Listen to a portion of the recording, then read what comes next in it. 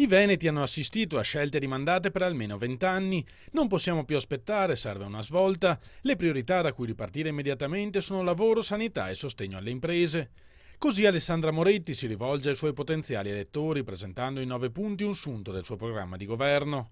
Oltre alla già citata riduzione a 8 del numero delle ULSS, ai nuovi presidi ospedalieri e alla promessa di cacciare la politica dalle aziende sanitarie è prevista una serie di finanziamenti per le imprese.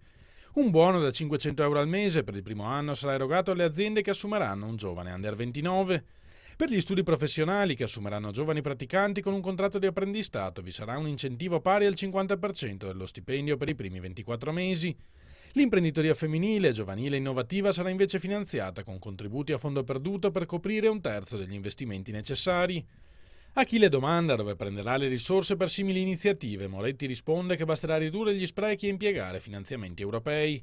Agli over 50, inoltre, annuncia la candidata, sarà data la possibilità di imparare un nuovo mestiere attraverso un progetto di formazione affiancato al lavoro in azienda.